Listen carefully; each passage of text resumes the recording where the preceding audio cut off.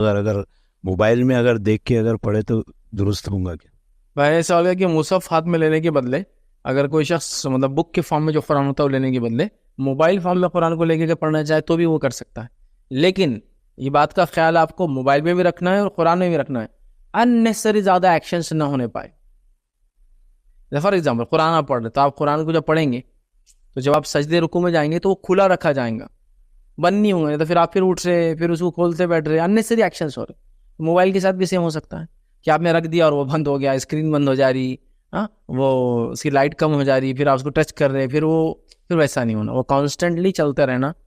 جیسا اس نے چلنا چاہیے پورا ٹائم. تو وہ بھی ہو سکتا ہے یوں پڑھا پھر جیب میں ڈال کے رکوع سجدے کی, پھر اٹھا پھر نکال کے ریڈنگ چالو. مصحف کے ساتھ بھی یہ ہوگا, ٹھیک ہے, مطلب آپ اس کو دیکھ کر پڑھ رہے ہیں, پھر پڑھنے کے بعد آپ یا تو اس کو سامنے رکھ کے پڑھیں اور رکوع سجدے آپ وہیں کر رہے ہیں وہ اوپر ہی رکھا ہوا ہے. سیکنڈ کیس ہو سکتا ہے آپ اس کو ہاتھ میں لے کر پڑھیں, پھر آپ کو اونچی چیز بازو رکھے جس پہ آپ اس کو ٹیک دیں ویسے کھلا, پھر رکوع سجدے کریں, اٹھے اور لے کر پڑھ لیں. لیکن ایسا نہیں ہونا چاہیے کہ آپ بند کر کے رکھ رہے پھر کھول رہے پھر وہ کر رہے. ایسا میں نے بہت سے لوگوں کے حرم میں نے کہا نا, بہت سے لوگ نماز امام کے پیچھے پڑھتے اور ہاتھ میں لیتے. رکوع سجدے میں ان کے اس کو جگہ تھوڑی رہتی, امام نہیں ہے نا, بازو مصلی تو کیا کرتے والا آپ کو ایسا نہیں کہ بغل میں ڈالتے, بغل میں ڈال کے رکوع اور سجدے کرتے, پھر آپ اٹھنے کے بعد پورا کھولنا پڑتا نا, لو پھر کھولو پھر جاؤ. دیکھو نماز کے لیے نہیں کہ ابھی اتنی حرکت کرے, تو امام اگر ہو